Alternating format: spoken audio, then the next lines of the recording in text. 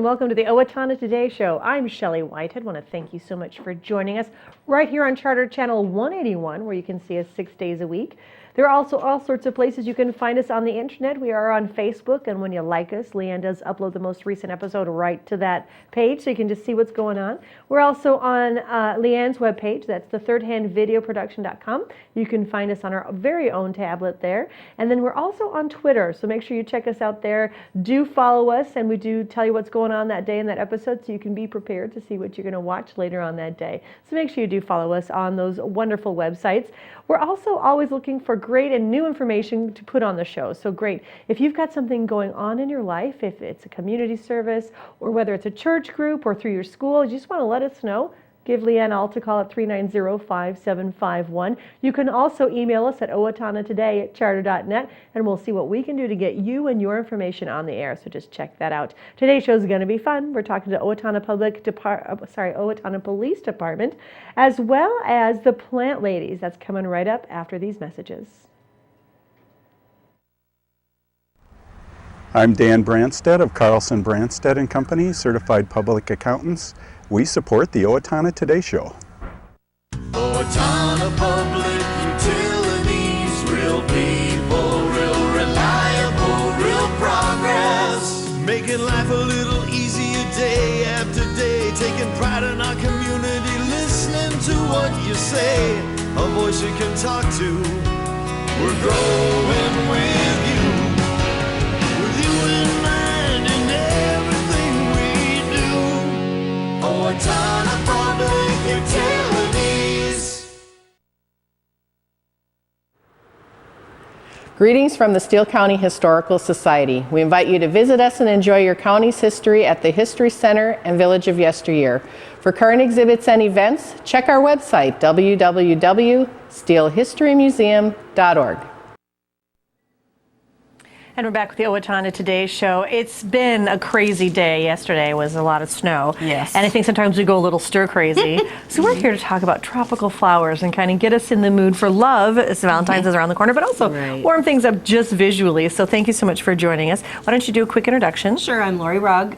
We're here at Cedar Floral this morning, downtown Owatonna, and we got some beautiful orchids in this week. So I just felt that we needed to share them and let everybody know that they're a very easy plant to care for, but they're just so different and just very outstanding. And I think that they're different, so that makes us feel like we would not be able to take care of them, you know, because, oh, they're a hothouse flower, oh, they need a certain temperature, you need to put a light, I mean, all these things go through my head, and yet that's not true. No, it's not at all. They're very easy to take care of. As we talk about the care, after we look at them a little bit further, they're very easy to take care of, but they reward you with such intense color this time of year, because when you look outside, it's pretty white, so these are more colorful. And orchids, just to me, you know, you think, oh, spring's going to come, plants are still growing, winter isn't so bad after all. Yeah, exactly. Well, let's take a look at some of these.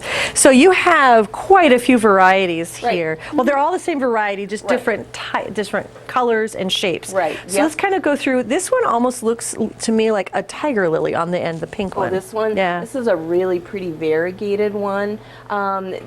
When we get them in, we just order orchids in, and this is what we get. So you never really know. So we're always, when we unpack them, it's like, oh, look at this kind. Oh, look at this one. This is really cool. So it's Christmas for you. Right. And this one's got 2 flower stalks as well as this one does too. A lot of times you only see them with a single stalk. Some of those just have single stalks, but if you get a double stalk orchid, it's like you get, you know, more bang for your buck. You really got a bonus one. But all the way up, this one particularly has a lot of buds on it. Those will all open up. And these will continue to open up and along that flower stalk as well. Do these have a strong scent that people have to worry about? Okay. No, they don't. Orchids are really grown in a very orchidy mix, they call it. It's very peaty. It's got a lot of bark in it.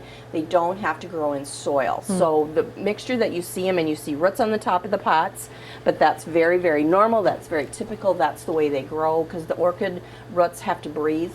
So you don't want them buried under that soil. Okay. So they're grown in a real barky substance. You don't really have to worry about repotting them a lot. That's one thing, that they can just stay in this orchidy mix. Makes them happy. Right, makes them happy. And they're very, as far as watering goes, this is the best and easiest trick I've ever found. 3 ice cubes a week for an orchid this size. Just lay the orchids right on top of the roots, let them melt, and they'll water it. If you don't have access to ice cubes, you can certainly do about 1/4 cup of water per week. Okay. You don't want to water them really, really heavily, but that's then you don't have to worry about, is this 1/4 cup or is it 1/2 cup? Am I overwatering, underwatering? So there's 3 ice cubes in there. You're Right. good to go. Right, you're good to go. So when someone's looking at picking an orchid, is it just basically, I like this color? Is that kind of how you work it? Yeah, some of the flower stalks are taller than others. I sold one yesterday to a lady. She wanted one a little taller because she wanted to make more of an impact on her desk rather than have a shorter one, so we sold her a really tall one. But yeah, there's just such interesting, intense colors on We all want to of show them. this one specifically Yeah. too, because this is just remarkable. Right, it almost looks fake because it's just, it's waxy kind of feeling even, but all those are going to open up, and they bloom for 6 to 8 weeks, if not longer, because all of those will open. So it's nothing that you're going to get at home and next week it's going to be dead, because it's not. It's a plant, and it will continue to live even after the blooms fade. Well, we also. talked about that, and one of the ways you can tell easily is just by touching this, whether or not it's a real one or maybe a really good copy, just because it feels a little thicker, feels a little waxier, not necessarily like Kind of material. like a jade plant. If people are familiar with what jade plants feel like, they're kind of puffy and fat, waxy leaves. These are kind of very, very similar to that. And you were saying that these, like you said, will last about 2 months. Right. So if you got this today, because you have these blooms on here, they will come over the next couple months. So this is a really long blooming plant. Right. But then you mentioned that these other blooms will also stay on. They're kind of hardy that way. Yep, they are. They're very, very hardy. And they open up, and it's always fun to see, well, did another bloom open? Because you'll see a little bud, and the next day it'll be this wide open flower, and it's like, oh, wow. But even after the flower stalks fade, then you can still keep it alive as a plant too, because With it will this. still grow. Yeah. The foliage is still there. Eventually it will send up a new flower spike. They need a little temperature variation to do that, to trick it into going again. But also it just needs to rest for a while, because when this plant is really generating all this energy to put out these beautiful flowers, it takes a lot out of the plant. So they need a little rest period, but then they will start to bloom then. And you mentioned lighting. It can work in an office. Yeah. It doesn't need to be bright by a window, Right. that kind of thing. But when you do rest, you just mentioned you put it in, like you said. And I put it in an extra bedroom where it's a little cooler. It still have light in there, but Yeah. and you just go in and water it periodically. You don't have to water it quite as much as when it's in heavy bloom like Okay. these are right now. But just kind of let it rest, and then in the spring, if you want to, bring it out, give it a little bit more light, and hopefully it'll take off again. So when do they these have been, of course, brought to bloom at Valentine's Day. Right. They wanted this beautiful impact. So naturally, when will they normally bloom? It just depends. I guess it's not like a Christmas cactus that you always say it's going to bloom at Christmas time. It's Yeah. not like that. Okay. It's just whenever the plant is ready, when it has the So you- energy. So you're kind of at its mercy. Well, and that's what's fun about it too, though, is just kind of watching it and being a part of its life. But along with the orchid, you also have another beautiful plant right here. This also, again, we're so not used to this. We love our carnations and our roses, but to have these really tropical ones almost look fake. But this is actually a live plant. Yep, so is that. It's a bromeliad, and this is another variety of bromeliad here too. It's a little bit bigger, it's a little showier. It's got this one flower stalk, same way with that one. Again, they're just like a house plant. You care for them when they get dry to the touch, the soil, then you water it. But the one thing with bromeliads that you have to keep in mind, there's kind of like a little dish or a cup in here where the bloom stalk comes out of, and you want to make sure that you have a little bit of water in that at all times. Okay.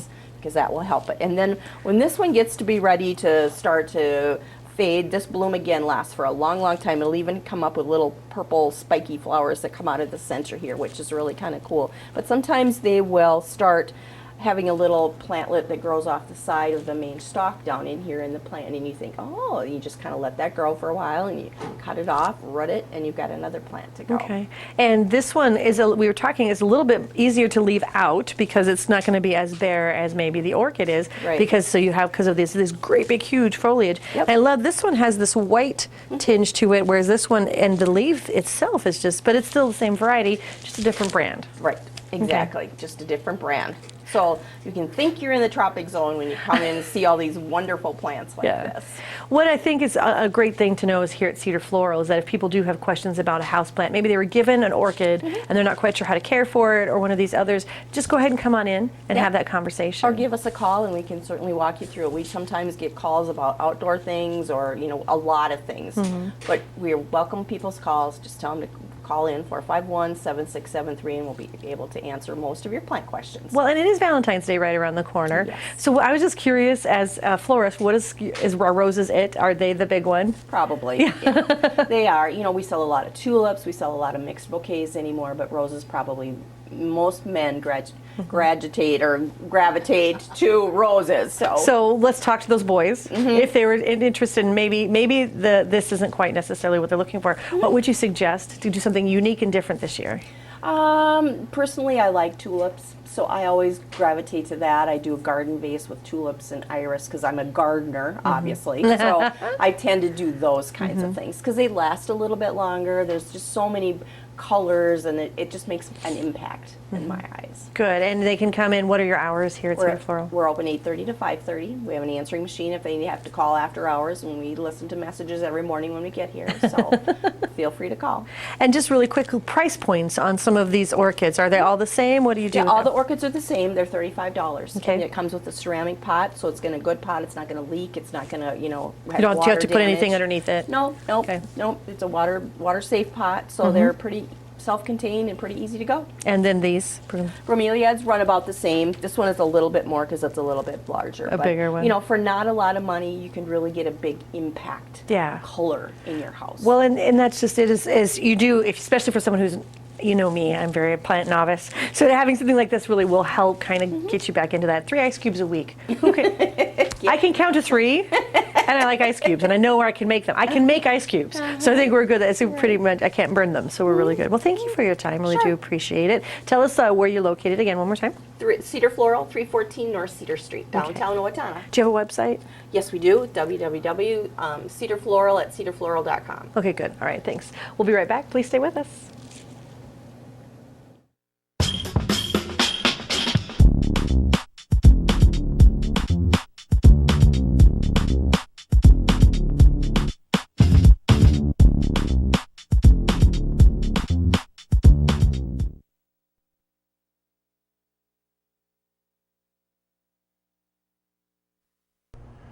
Carbon monoxide is a colorless, odorless gas produced by gas-fired appliances in your home. The state of Minnesota requires that you have a carbon monoxide alarm within 10 feet of sleeping areas in your home. We suggest you have a digital readout carbon monoxide alarm. That way we were able to check and see what the concentration amount was when the alarm went off. This has been a public safety tip from the Owatonna Fire Department. Hi, I'm Glenn Mager. And I'm Tim Thomas of the Brick Mager Funeral Home, and we're proud to serve the Medford and Owatonna areas with cremation and traditional funeral services. And we're proud to be a part of the Owatonna Today Show. Hi, this is Barry Gillespie, president of ERA Gillespie Real Estate, where our pledge is to save you money, save you time, and simplify your life. And we're proud supporters of the Owatonna Today Show. Hello, I'm David Einhaus with the Owatonna Foundation. Thank you to all of our donors who have helped make Owatonna a better place to live. Will you join us today with a financial gift? Owatonna Foundation is a proud sponsor of the Owatonna Today Show.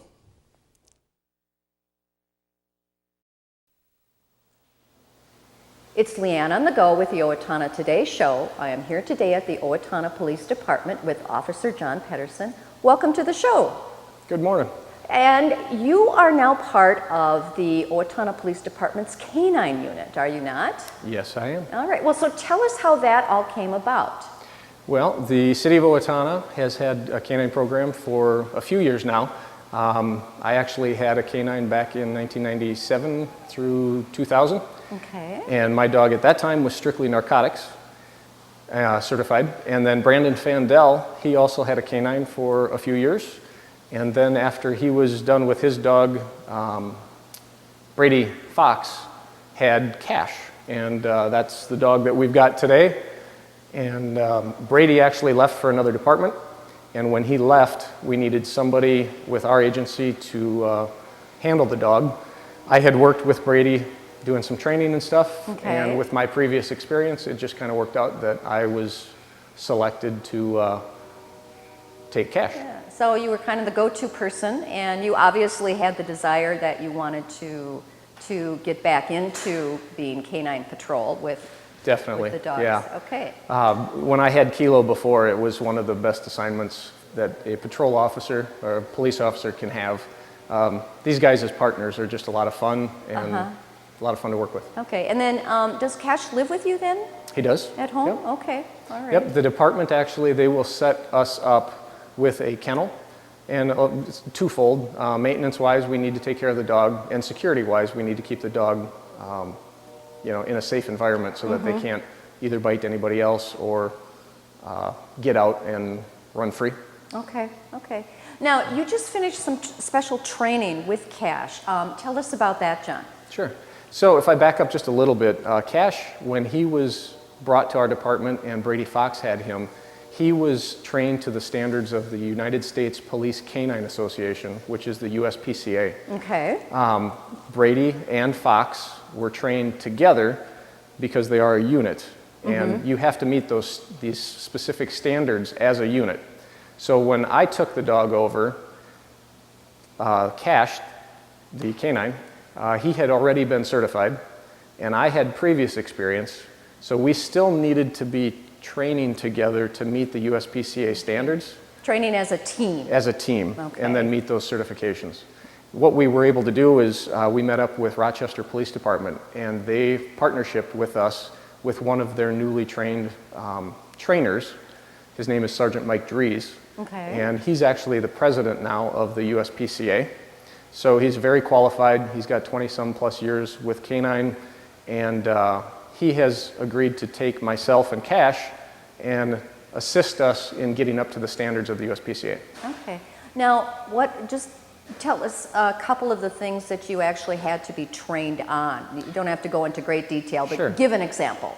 Well, a canine is certified in multifunctions. Specifically, one use is narcotics detection. So you have to have a dog that's certified to detect marijuana, cocaine, meth, heroin, and ecstasy.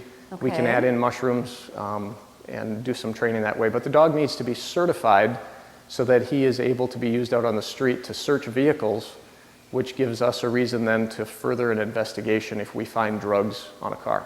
So there's the narcotics portion of it. Okay. In addition to that, the canine needs to meet certain requirements for obedience, agility, and apprehension work, we call it. Okay. So the apprehension part of it is if I walk into a building and somebody has broken in and we need to check that building and see if anybody's hiding inside, we can use the dog rather than putting officers at risk of getting hurt.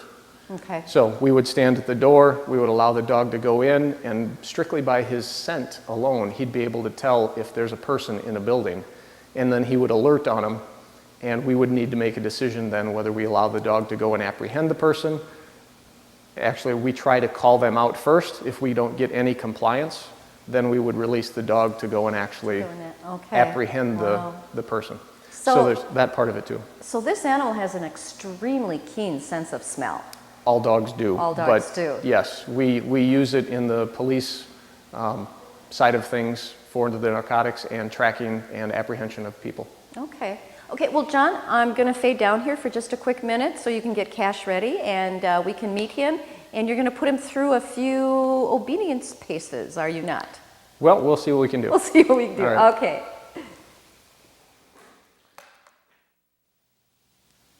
And here we have Kash with us. And John, tell us a little bit about this dog. How old is he? Kash is about, he is 3 years and 3 months. Okay. He was brought from Czechoslovakia into a trainer here up in the metro area, and he was partially trained for police work prior to us receiving him. And then he went through the academy up in St. Paul Canine Program with Officer Brady Fox, as we had talked about before. Okay, and as we were just mentioning off camera, whenever Kash is with you and you are working and he is either on the leash or off the leash, he is on duty and he is not a dog to approach and to pet. Correct. Okay, Yep. all right. So take it away and show us some of the things that right. Kash can do. Just very simply, some of the things that we work on with the canines are obedience and having the dog being able to listen to us, to our commands, and follow what we're telling him to do. So, heel, down. One of the things that we work on are hand commands, And simply by hand and voice, we start with sit. And that command is obviously a down command. Heel. Sit. Stay.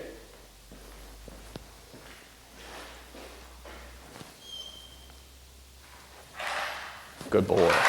Good boy. And his reward is his toy. Is his toy. Okay, that's what I was that's going just to ask. the basics for obedience. And then when we're done playing with him, his reward is not only getting the toy, but it's playing tug with me. Okay. So we got to give him a little bit of play too. Oh, wow. That is very, very impressive indeed. Wow. So it's just very basic. On the other side of it, we do agility, where we have the dog on a command. He'll jump up on things, over things.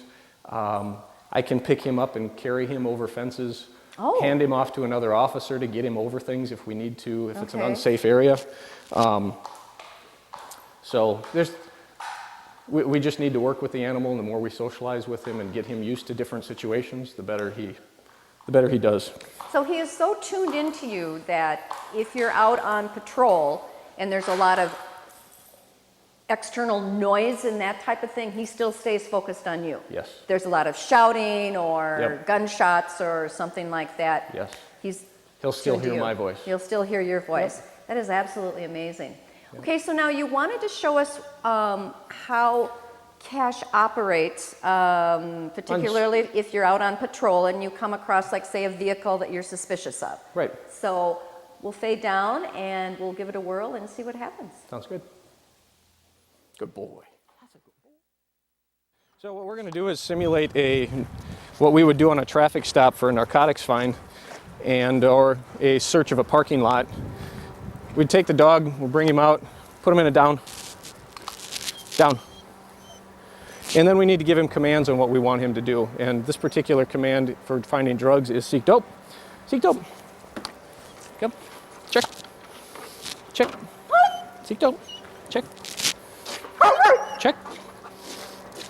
Check. Seek dope. Where's your dope at? Where's your dope at? Where's your dope at? A dope there? That's a good boy. Got a boy. That's a good boy. So what clued you into that? He obviously spent more time at that wheel well. And he goes into a sit. And he goes into a sit. Oh, and that's the cue And that's his alert.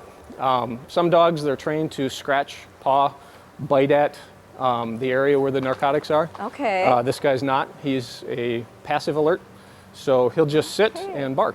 Okay. We bring him into a car. So typically we're going to find a vehicle that's been stopped and we have reasonable suspicion to inquire about more drugs or activity. We may see a bunch of air fresheners. We may have other indicators, we'll just call it, that lead us to suspect that there's maybe some drug activity going on. At that point, an officer, any officer, whether it's in Dodge County or Steele or Waseca or Freeborn, if there's a canine available, they will call for a narcotics detection dog. We'll do a walk around the car. If the dog alerts, that gives us what's called probable cause to then search the vehicle. Oh, okay. And a lot of people are confused with the fact that they think that using a dog is a search, and it's not. It's a sniff until he alerts. But that sniff is justified in the court systems as a probable cause. As a probable cause. That there's narcotics indicator. in there. And then the reason we need to search a vehicle right away is the the chance that drugs can be destroyed, the car can be taken, and you would lose any evidence. So that's why we're allowed to search right away. Okay, all right. So well, John, he's a great tool. He's looks like a wonderful, well-behaved animal, and I would not want to meet him in a dark alley anytime soon. But thank you so much for spending this 10 minutes with us and telling us more about your duties with Kash as the Canine Patrol. You're welcome.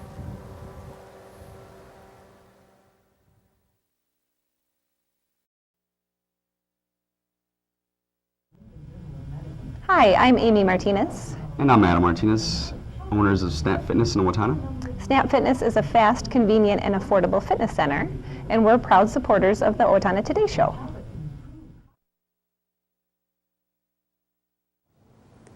Amy Swain Hearing Centers is a proud sponsor of the Owatonna Today Show. I'm Dr. Amy Swain, and I want everyone to hear better. Hello, I'm Sean McNulty. And I'm Deb Gillard with Brookdale Senior Living, Sterling House, and Clarebridge of Owatonna. And we are a proud sponsor of the Owatonna Today Show. And it's time to take a quick look at some of your community service announcements. Get into the swing on Valentine's evening and enjoy rich chocolates at the Owatonna Arts Center. Jivin' Ivan and the Kings of Swing will get you in the dancing mood, or you can just enjoy the music of the 30s, 40s, 50s, and 60s. Wine and beer will be available for purchase. Doors open at 6:30 with the music beginning at 7. Tickets are $10 for Art Center members, $15 for non-members, and they can be purchased at the Art Center, cod keys, or at the door. The Riverbend Nature Center staff invites adults and young adults to come out and learn about land restoration techniques with professionals from the Landscape Restoration Company on February 18th. This is at 3 p.m. At the Nature Center, you'll learn restoration techniques, practice implementing those techniques, and then hopefully take them home to utilize them on your own property. If you'd like more information or have inquiries, contact Caitlin Moeller, the education coordinator. Her number is 507-332-7151, or visit their website at www.rbnc.org. The Steele County Historical Society and the Cultural Fest Committee are pleased to announce their third annual joint event. This is coming up Friday, February 20th at the History Center. It's the World of Flavors Food and Brew Fest. It'll be a multicultural celebration of music, food, beer, and coffee. Guests will take a trip around the culinary world and enjoy specialties from Norway, Germany, Mexico, Sudan, the USA, France, Ireland, Middle East, and Greece. The evening will begin at 5 p.m. with a social hour and homebrew contest featuring local homebrewers, and tickets are $25 per person and include all food, entertainment, and the evening's festivities. Tickets are available from Culture Fest committee members, Triumph Graphics, Kotke's, or at the Steele County Historical Society Center. Thank you so much for joining us right here on the Owatonna Today Show. We'll be back on Friday. As usual, we're going to be talking again. What's a great idea is this Brew Fest, we'll be speaking with them, and also St. Paul Episcopal Church Lenten Lunches. We'll see you then.